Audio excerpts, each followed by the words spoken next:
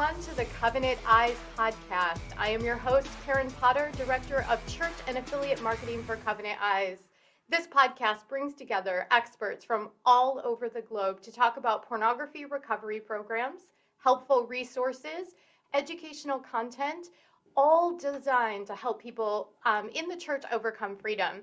Our topic for today's podcast is It Wasn't That Bad, Understanding Sexual Addiction in Good Families. Today, I'm joined by my co-host, Brandon Clark, our church and marketing specialist here at Covenant Eyes. Hi, Brandon. How are you today? Hey, I'm doing great. How about you, Karen? I'm doing well. I'm sorry to hear that you're having a blizzard out there in Minnesota. I mean, that's kind of life in Minnesota in the wintertime. You just kind of take those risks. Yep. Well, thanks so much for joining us. And I know you are eager to introduce today's guest that we have with us. Yeah, absolutely. You know, before I introduce Dr. Greg Miller, I just want to say I'm really excited about this topic. This is a unique one that I think a lot of people might underestimate as far as like how often we see something like this of good families struggling and having sexual addiction and having these problems. So I'm really excited to invite in Dr. Greg Miller of Faithful and True. He's going to be an amazing guest. Greg and his wife, Beth, started Thrive Resources in 2011, working with individuals and couples who were struggling with various forms of coping and addiction and who were wanting spiritual guidance. Greg has served as director of the Men's Journey workshops with Faithful and True in Eden Prairie, Minnesota since 2009. And has a Master of Divinity degree from Southern Seminary in Louisville, Kentucky, and his Doctor of Ministry degree from Candler School of Theology at Emory University in Atlanta, Georgia. Greg has served on church staffs in North Carolina and Illinois, and Greg and Beth have been married for 30 years. Oh, God bless them. That's so wonderful. Currently living in Chicago, Illinois. They have two sons, Jacob and Caleb. And Beth and Greg also have Lucy, a rescue dog. Dr. Greg Miller, welcome, and thanks so much for being on with us today. Well, it's great to be here, and thanks for the invitation, and thanks for including me. Dr. Greg, can you tell our listeners who may not be familiar with Faithful and True just a little bit about your organization and some of the work that you're doing there? Yeah, Faithful and True was started about 30 years ago by Mark Laser and his wife, Deb. They are in Eden Prairie, Minnesota, and Mark really was one of the first ones in the Christian community to take the principles of recovery that he had learned from Patrick Carnes, but then wrote a book called Healing the Wounds of Sexual Addiction. And in that, what he did that was unique was he included his own story, and he also included his faith experience. And so that really just began giving Mark a platform and a voice. And then from that, he had opportunities to lead conferences, and out of that came workshops.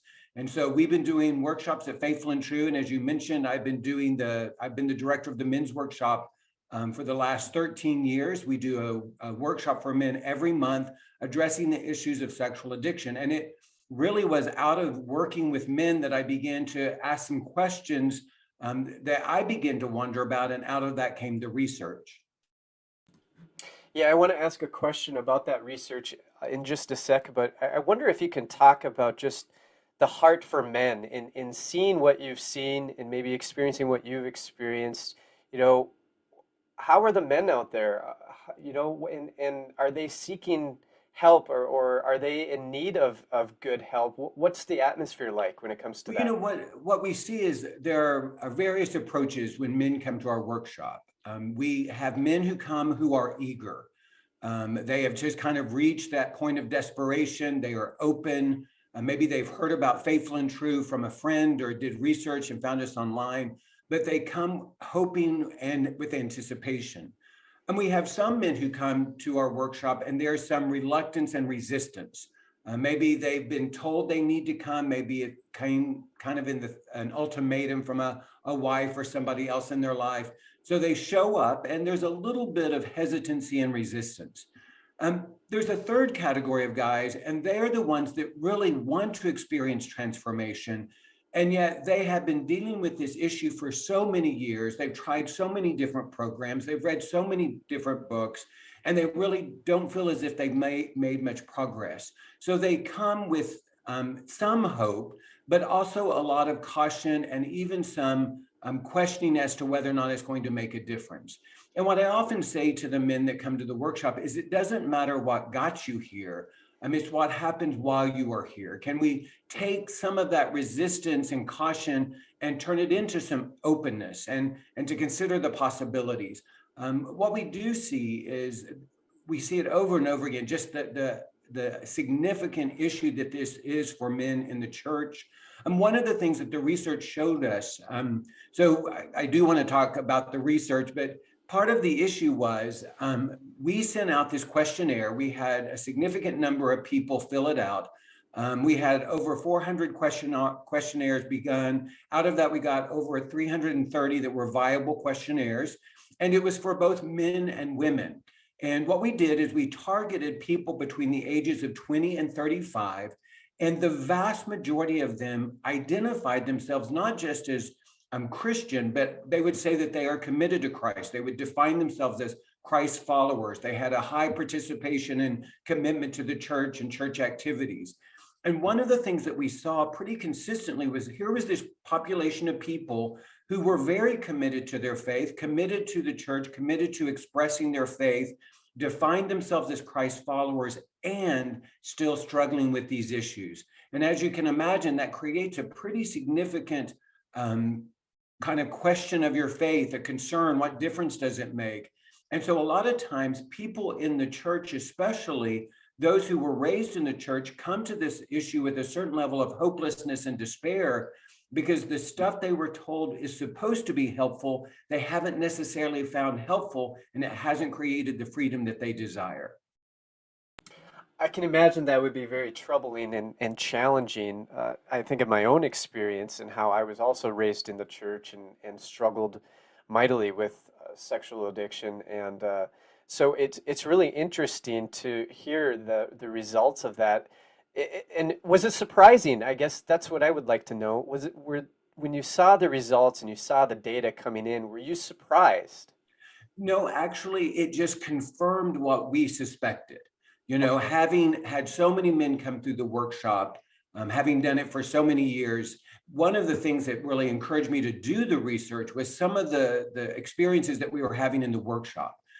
Back in the 80s, when Patrick Carnes first wrote his book, Out of the Shadows and Don't Call It Love, the research pretty much indicated that people struggling with sexual addiction had some sort of trauma or had some sort of invasion or abuse in their background. In fact, in his books, Patrick writes about the significant percentage of men coming through the program who had some sort of invasion, abuse, trauma that they had experienced. So a lot of people are reading those books, they're evaluating their own lives, and what they're saying is, you know what, I don't know why I'm here because abuse or trauma isn't a significant part of my story. And so it's like they didn't fit the typical understanding of what it took in order to become someone who struggled with sexual addiction. And so it was out of that question of what are some of the factors that help to determine if somebody struggles. Because what was happening is we were having these guys coming through the workshop saying kind of what we said earlier, it really wasn't that bad. Growing up, I came from a good, loving family. Yes, we had our issues. Yes, we had our challenges. And yet I don't understand if abuse is foundational for sexual addiction, why am I here? And so it was out of that question that we begin to do some of the research. And what I wanted to look at is what are some of the other contributing factors? And so we looked at invasion and abandonment. Invasion is when something happens to a child that should not have happened. Abandonment is when the child has a need and that need goes unmet. And in the early days of the research back in the 80s around sexual addiction, the focus was on invasion abuse, when something happens to a child that should not have happened. And one of the things I heard Mark say in all of his years of teaching is that he believed that the energy of abandonment for someone struggling with sexual addiction was just as great as the energy of invasion. So just because someone didn't experience some sort of abuse, physical, sexual, spiritual abuse growing up, it didn't mean that they didn't struggle with the pain of abandonment. And we know now that that significantly contributes to the addiction energy. So we looked at invasion, we looked at abandonment, we looked at pornography itself as a contributing factor. One of the reasons that I targeted men and women between the ages of 20 and 35 is we specifically wanted to look at when technology came into the home. We asked questions, when did the internet come into your home? When did you get your first smartphone? When were you first introduced to pornography? And it's not surprising, the younger I am when I'm introduced to the internet, the younger I am when I'm introduced to pornography. And we began to see that pornography itself was part of the abusive experience. So it didn't necessarily come from the family, but it was something that significantly impacted me as it kind of pulled me in to this world, this universe of distorted sexuality. We saw two things that were clear in the research. For anyone who is exposed to pornography as a child, one of the things that they experience is significant body shame. And it makes perfect sense. I'm exposed to these bodies, they're fully developed adults, yet as a child, I'm comparing myself to them, and it's going to create body shaming, it's going to create insecurities. The other thing that we saw, though, was for children who are exposed to pornography when they are young, it does also increase experimentation with other children. Again, that makes sense. I'm watching these adults do these things, and now I want to experiment. I'm curious about this with my friends, my sister, my brother, whoever else may be there. So we know that just being exposed to pornography is going to be one of the contributing factors to the shame that's going to be driving the addiction. A couple of other things that we looked at was what we refer to as comparison-based identity. And this is when I believe that my value, my identity, and my safety come from how I compare to other people. One of the things that we teach at our workshop is that our value, our identity, and our safety come from who God is and who God created us to be. But when I live in a culture of comparison-based identity, I actually, instead of looking at who God created me to be uniquely, I try to see how I fit in, conform with others, and that's going to increase my shame. There's always going to be that person that's smarter and more talented, more desirable, more attractive, richer, whatever my criteria is. So I'm going to be left feeling inadequate. And then the other thing that we looked at was what we refer to as performance-based faith. And one of the things I heard from the men who were coming through our workshop is many of them were raised in the church, but what happened was they grew up in a faith tradition that really evaluated behavior as an expression of righteousness. If you behaved in this way, then you were a righteous person. If you didn't behave in this way, you were an unrighteous person. Well, it doesn't take long to go to church to realize you want to be a righteous person. And so for the child, they begin to separate their faith experience from their behavior. And they highlight the behavior that they see as acceptable, and they hide the behavior that they believe is questionable or believe that would be rejected. Something else that we looked at is if you grew up in a tradition where fear and shame were part of the theology, there was a lot of sense of status. You were either in the group or out of the group. Those were contributing factors to this idea of performance-based faith. And for someone who grew up in that tradition, what ends up happening is they almost develop like this dual role, this dual personality. This is who I am when I'm in public and I'm around people from the church, but I have this secret part that's going on that nobody knows anything about. And it's the secrecy of the acting out that's actually fueling the acting out itself. And so we wanted just to see about these contributing factors. And then one other thing I would say is what we saw was it didn't matter how much you experience these things. If you experience these things, it actually contributes to shame. And then what we saw was at some point, the shame supersedes the causal event in driving the addiction. So I used to say at the workshop, we must heal the pain of the past. The language that I use now is we must heal the shame that was created from the pain of the past.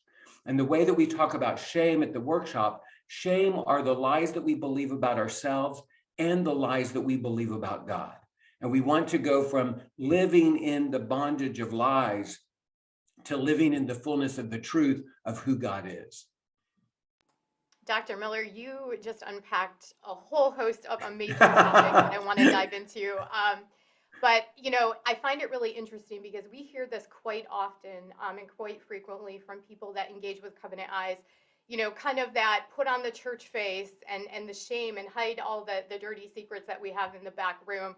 So I want to unpack that just a little bit more because I know a lot of the pastors and leaders that are watching this podcast, are having a really difficult time kind of helping people address that secret sin and unpack that shame a little bit.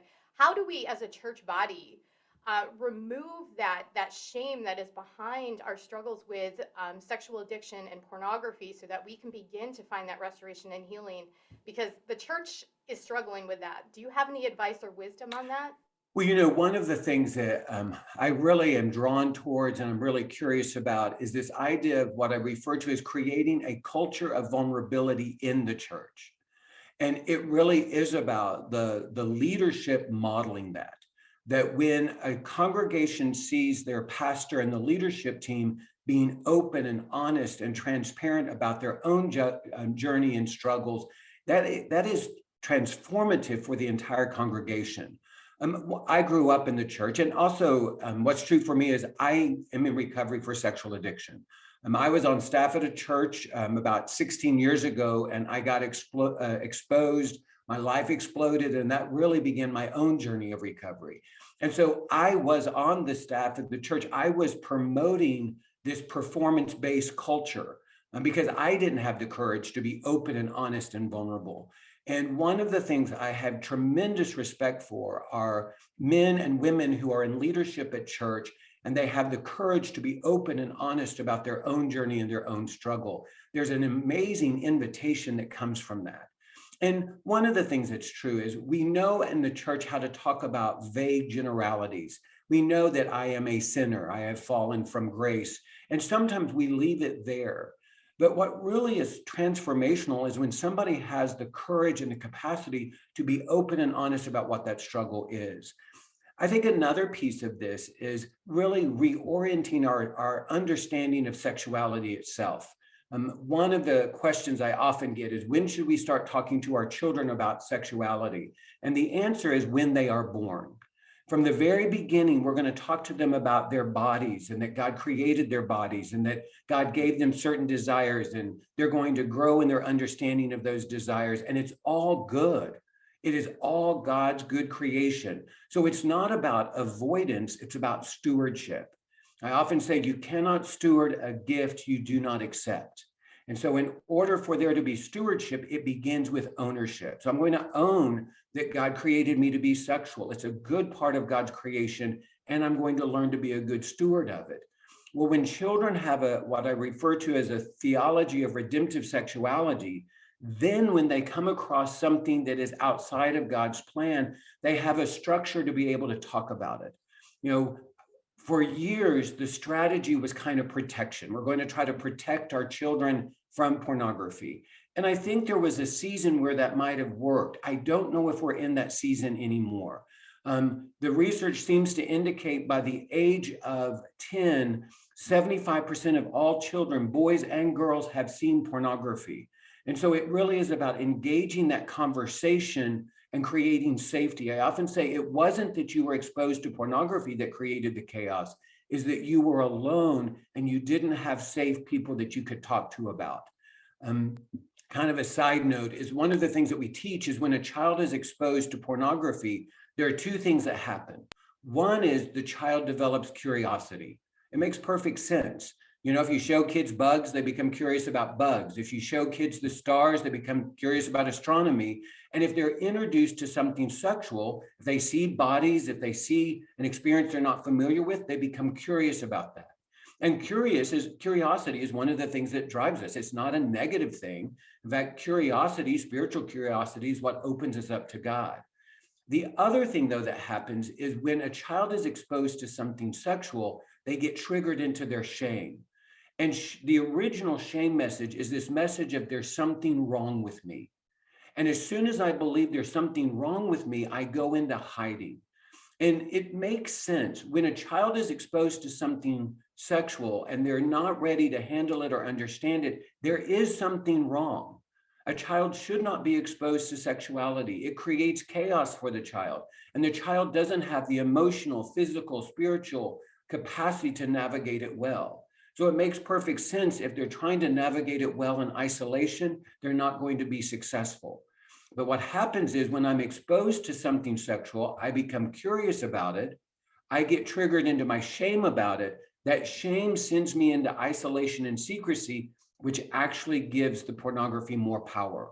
So what we're trying to do is to create systems within the church and within families where we can openly talk about sexuality. We can talk about pornography. We can create this idea of stewardship that says the reason that we don't look at pornography is it creates chaos. It's based upon lies. It is destructive in us achieving what God really intends for sexuality. It's almost as if we want people to understand there is something better out there if we know how to steward this gift, and sexuality that is exposed through pornography pulls us away from that. It seems like it should be an easy thing to talk about, right? But just even in my wife and in talking about things, there's an awkwardness to it, and there's an awkwardness as parents. There's an awkwardness, I'm sure, as a pastor and a church leader. Do you have any advice for working through that awkwardness and speaking the truth and not being afraid to speak the truth? Well, I would say the best thing to do is to name your awkwardness, to simply say, you know what, and this is one of the ways that we would talk to our boys is I would say, you know what, I'm really uncomfortable talking about this. I feel awkward for us having this conversation, and it's so important. I'm willing to kind of push through that awkwardness. One of the things that is true is as parents, we are almost guaranteed to give our children our shame. And so it's about us doing our work on our own shame and our own chaos and our own story around sexuality, and even in appropriate ways, including our children in that story. One of the best things that we can do is validate that God has created everyone to be sexual. That's part of what it is to be human. And so it's almost ironic or awkward if we're not talking about something that is common to everyone. And so allowing the church to be able to say, we must talk about this. This is God's design. This is God's hope. There's something good and powerful and redemptive in it. And in order to do that, all of us are going to have to move from our shame into our truth. And it is the truth that sets us free.